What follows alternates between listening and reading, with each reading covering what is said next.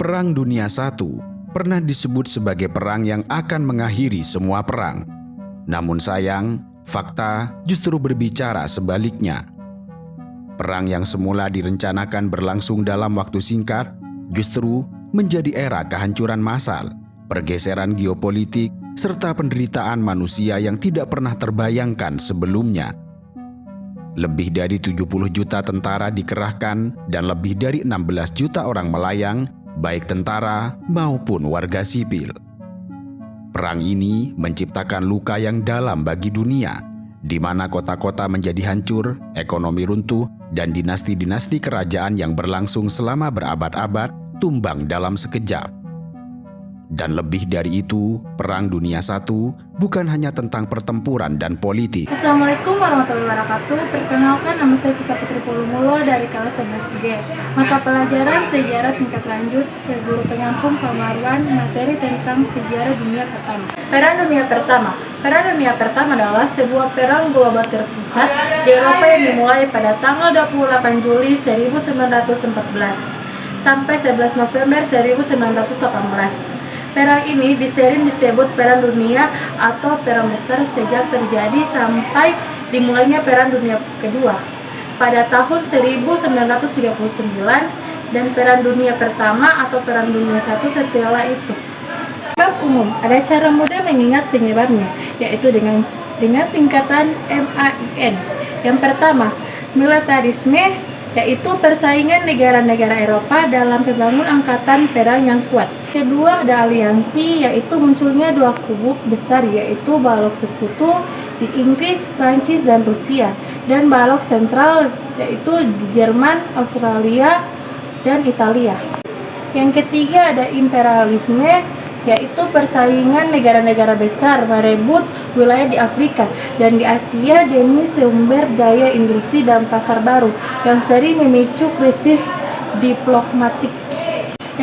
Yang ketiga ada nasionalisme, yaitu semangat kebangsaan ekstrim seperti ambisi Prancis merebut kembali dan upaya bangsa-bangsa Balkan untuk merdeka dan kekaisar besarnya. Dampak ekonomi. Kritis ekonomi global, yaitu terjadinya kebangkrutan negara-negara peserta perang, inflasi tinggi, dan utang negara yang menumpuk. Yang kedua, depresi ekonomi, yaitu krisis ekonomi dunia yang memuncak pada tahun 1929. Dampak sosial dan budaya. Yang pertama yaitu korban jiwa massal. Sekitar 10 juta tentara tewas dan jutaan warga sipil meninggal akibat kelaparan, penyakit, dan konflik. Yang kedua, emansipasi wanita.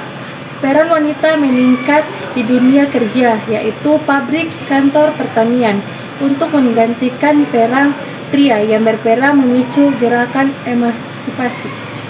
Dampak bagi Indonesia. Yang pertama, krisis ekonomi. Dampak perang menyebabkan krisis ekonomi di Indonesia pada tahun 1928, mengakibatkan harga barang naik. Yang kedua, perkembangan paham demokrasi dan nasionalisme. Dampak politik dan peta wilayah. Yang pertama, runtuhan empat, yaitu kekaisaran Rusia, Jerman, Australia, dan Turki Otonoha.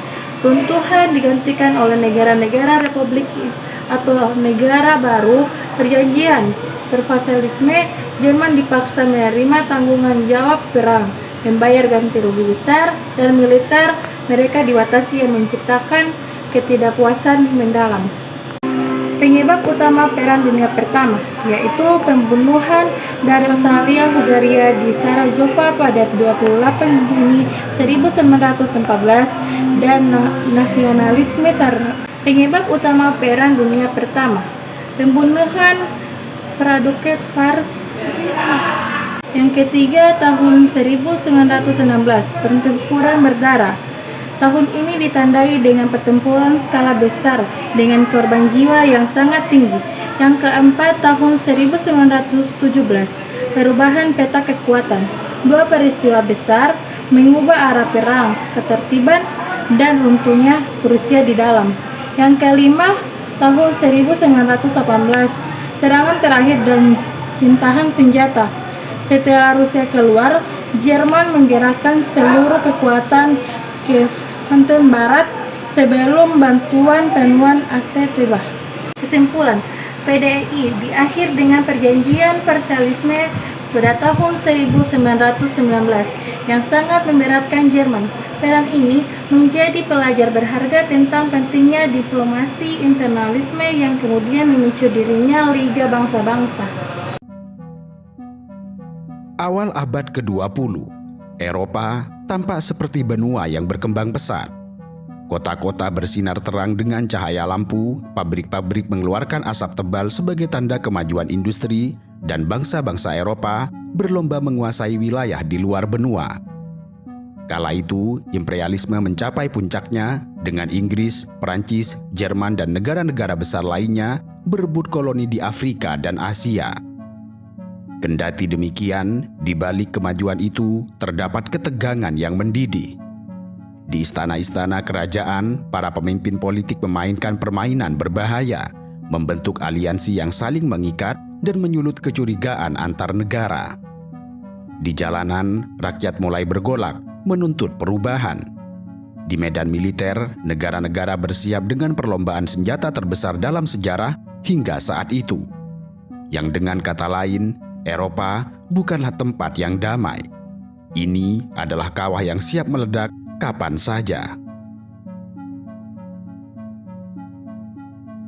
Di sisi lain, negara-negara besar dan berkuasa kala itu membentuk blok pertahanan dengan janji saling membantu jika ada serangan. Awalnya, ini dimaksudkan untuk menjaga keseimbangan kekuatan, tetapi akhirnya justru menciptakan efek domino yang mengerikan ketika perang benar-benar pecah. Dua aliansi utama yang terbentuk adalah blok sekutu yang terdiri dari Inggris, Perancis, dan Rusia. Kemudian, blok sentral yang terdiri dari Jerman, Austria-Hungaria, dan Italia. Meskipun pada akhirnya Italia memilih netral dan bergabung dengan sekutu pada tahun 1915. Setiap negara dalam aliansi ini memiliki kepentingan tersendiri, dan yang lebih berbahaya, mereka siap berperang kapan saja.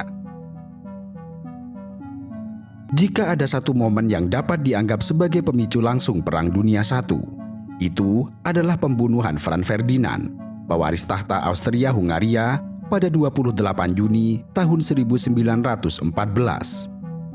Hari itu, Franz Ferdinand dan istrinya yang bernama Sophie tengah mengunjungi Sarajevo, ibu kota Bosnia yang saat itu berada di bawah kendali Austria-Hungaria. Kota itu dipenuhi dengan ketegangan karena banyak warga Bosnia mendukung gerakan nasionalis Serbia yang ingin lepas dari Austria-Hungaria.